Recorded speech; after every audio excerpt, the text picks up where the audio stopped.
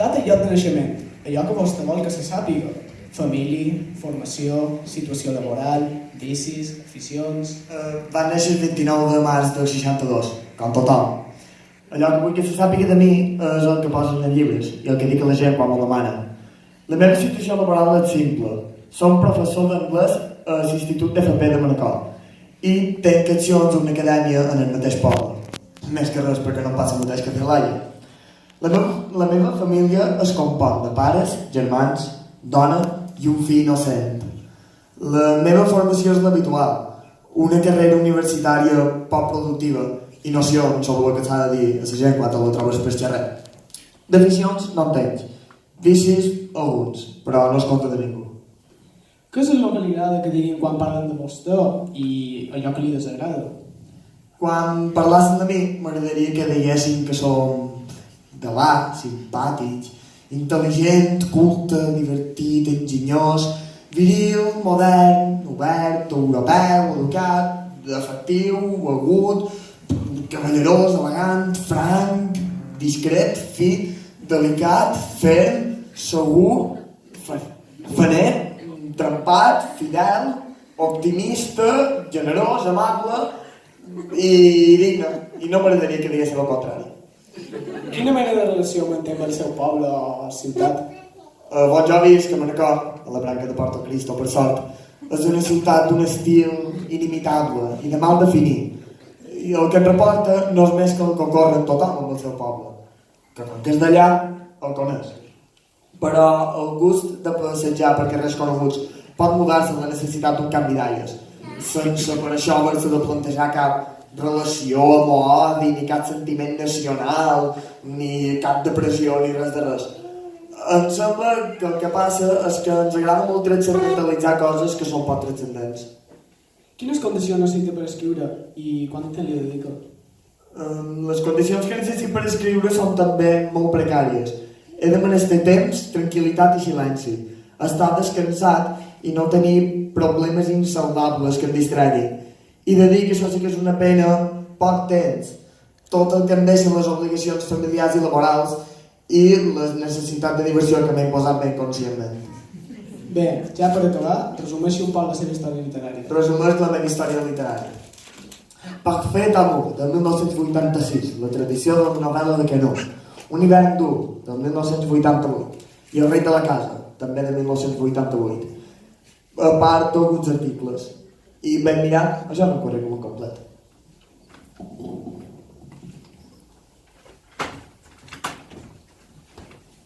Prefereix que s'esmentin algunes col·laboracions a setmanaris locals. No forma part de cap col·lectiu, no ha signat mai cap manifest i desconfia de comunicats conjunts i recollides de firmes. De declaracions de principis freqüents, de tremendismes, passions massa violentes i sentiments tebis, amors d'una nit, novel·la fantàstica, novel cosí, coses púbers, poder, vi rosat, confidències massa espontànies, societat de protectors de bestioles, parvenos, sofistes emboats, banderes, astrologia, nigromància, avorrits, vindicadors de la ignorància i, en general, de tot allò que negui la raó, la paraula i la bellesa. No és enemic obert de ningú ni de quasi res.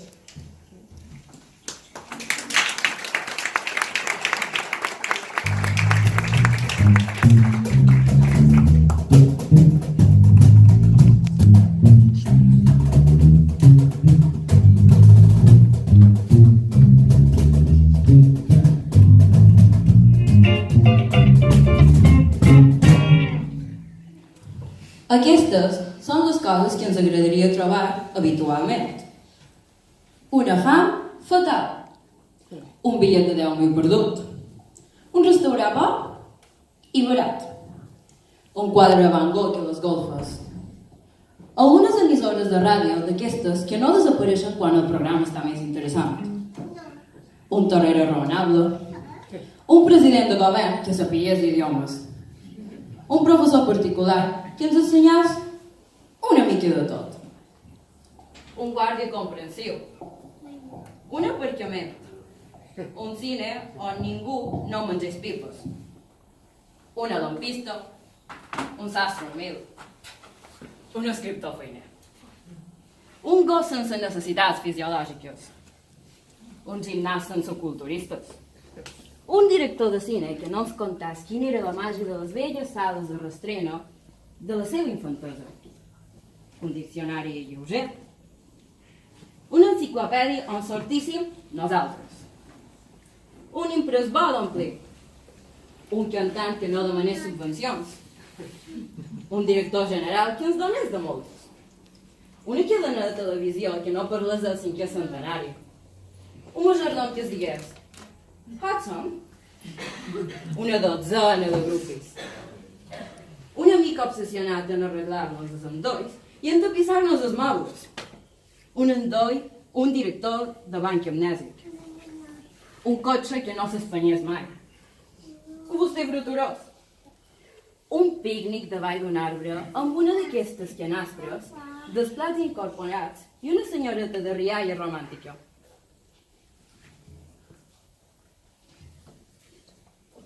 Un caràcter com els dels italians de les pel·lícules, un autèntic trèvol de 4 fulles, el rei Gaspar, l'anunci de la retirada definitiva de la Sara Montiel, qualcú que no volgués ser com la noia de l'Almodóvar, Àngels Barceló fent autostop en un dia que la nostra simpatia fos arrassadora, alguns dels discos del Gato Pérez, el record d'una aventura dins d'un tren, l'estrela de l'oncle Amèrica, uns veïns suportables, un alt funcionari modest i amenes i variades converses on ningú no interrompés els altres.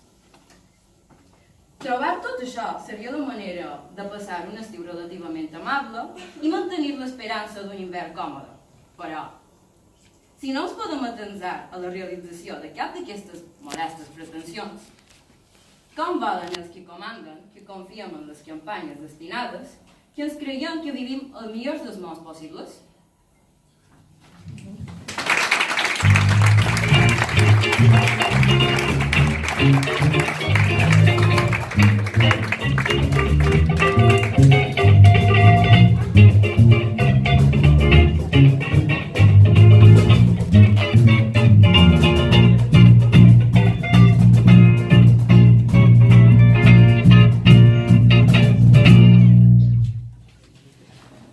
Salvador Massana arrossegava els peus. Havia frissat massa quan les darreres setmanes d'estiu no li oferiren gaire més que no haver de fer cas al rellotge. Ara, entrant al bany, trobava que potser havia aturat tots els últims dies de vacances, esperant que passés el temps i tornassen a començar les classes. El mal, de terminar, ja estava fet. Era dilluns i principi d'octubre i calia reprendre l'alè per acostumar-se a repetir cada matí les mateixes passes fins a l'institut. El neguit de cada any, el primer dia de curs, no l'havia perdonat mai, per molt que s'hagués avasat a dividir la vida en trimestres. Entrava pel finestró del bany una llum espessa i freda que li dibuixava asprement el perfil i li embullava el càlcul de les distàncies. El no de damunt del lavabo no el deixà dir gaire. Començà a ensabonar-se la cara a poc, però recordar que avui ja no podia entretenir-se amb aquestes coses. I en un moment que ja s'havia passat la gilet i s'havia fet, com el balanç de la primera batalla amb les seves obligacions, una partida de talls. Això el deixà de pitjor humor del que estava aquest matí, que ja sobrepassava el límit de l'usual. Recordar, mentre que combinava l'aigua freda i la calenta de la dutxa per a ficar-se sense violències, que nit passada havia tingut mal de fer agafar el son. Hi havia hagut els nervis d'haver de començar l'endemà de les seves classes de física i a més que el diumenge s'havia aixecat tard. Però ha decidit donar la culpa al màrrecs dels veïns i parlar-ne la primera ocasió que els hi presentàs per posar-los en el lloc que els corresponia. Pensant la veïna, la mare de l'infant ploraner, i la recordà en un descuit a què havia tingut casualment oportunitat d'assistir quan l'havia sorpresa estenent a la galeria amb sostenidors. No, assegut a la tapa del vàter i encara mesclant aigua, li vendia una erecció. Aleshores, ben inoportuna. Si no hagués fixat, potser s'hauria deixat genegar dins la banyera i celebrat ell sol una orgia matutina dins l'aigua calenta. I així hauria perdonat la mare pels excessos del fill. Però com que no li era possible per raons d'horari, se ficava davall la dutxa i ratificava el propòsit de renyar la parella que cobejava un infant tan renouer. La dutxa l'acabava de despertar. En aquells moments, amb el rellotge inexorable marcant el temps que li quedava per canviar el cicle, Salvador Massana no era amic d'aturar-se en cabàries filosòfiques. Encara preferia, però, començar el curs. Ja estava avesat a confraternitzar més o menys dissimuladament amb els companys que, any rere any, intentaven donar-li a entendre que estava totalment inclòs dins el col·lectiu. I no tenia més remei que contestar preguntes desinteressades sobre l'estat de salut i les experiències vacacionals. Mentre s'aixuga d'un desgana, assetjava el moviment de camp qüestions i respostes. Sí, dona Avel·lí, molt bé, dona Avel·lí. Vagi-se'n a filar estopa de Avel·lí. El cafè cremava massa i s'hi afegia una mica de conyac. Trobava que esmorzar així no era gaire bo, però tenia gaires. Abans d'entrar definitivament en la quotidianitat escolar, de posar-se una mica les regles, malament fos, com sempre, en privat. Més tard, rodant clau i després cridant l'ascensor, intuí que aquest curs a punt d'estrenar seria, sense esperança, exactament igual que els passats i els vinents, i que no tindria més remei que alegrar les llargues setmanes de dies feiners amb els seus petits jocs, que no li proporcionaven gaire popularitat entre els alumnes. Dins el cotxe, s'animà a arrencar com qui es llança al buit for avançar-se més. Havia de basar-se de peinau i sense massa històries a l'angúnia del primer dia.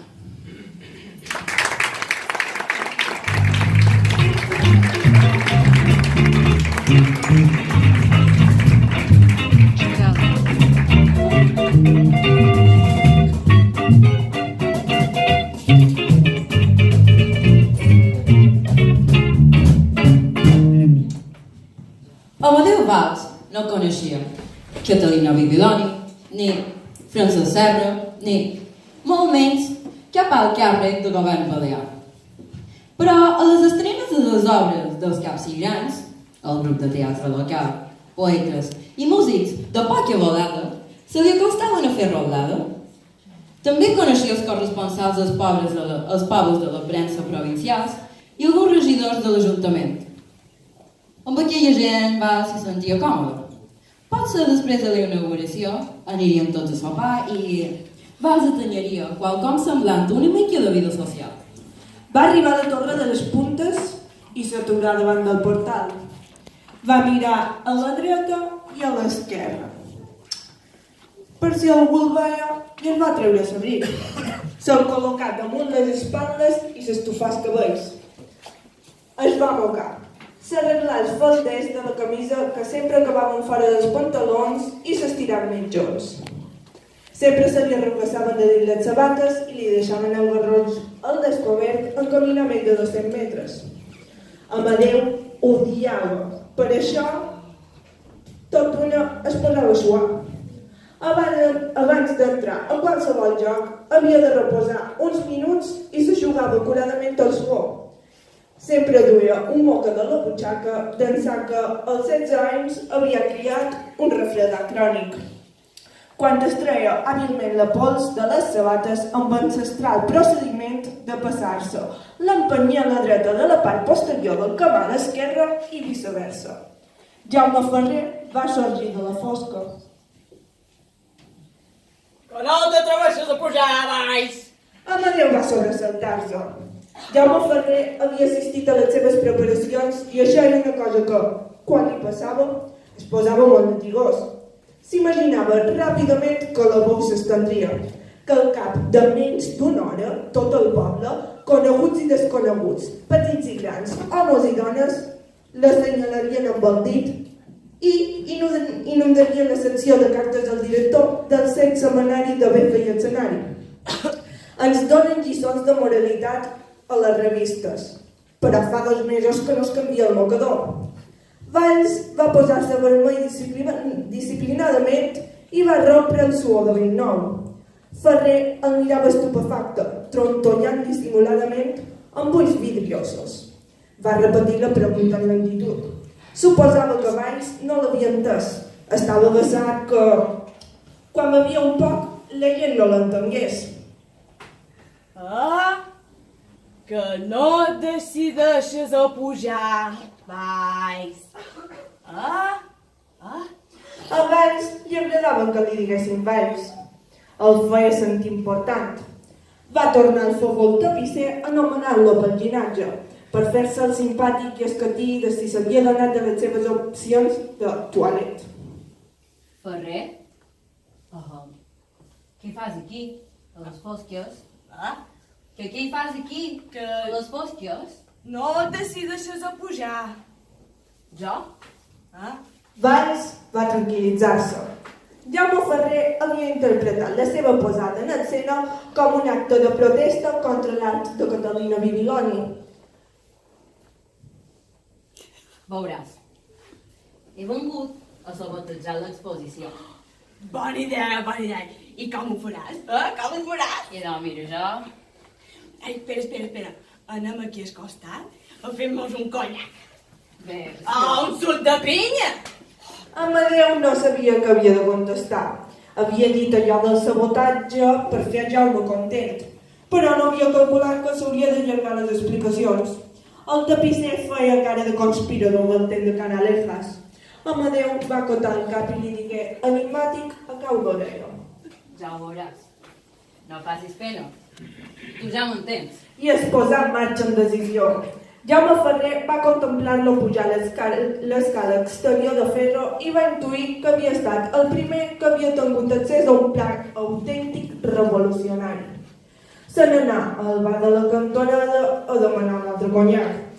Volia fruir de l'anticipació de l'arribada d'aires nous que necessitava. Segons consens popular, la vida artística de Manacor. Jaume Ferrer trobava que Catalina Bibiloni era un ésser abominable sense cap noció de decència.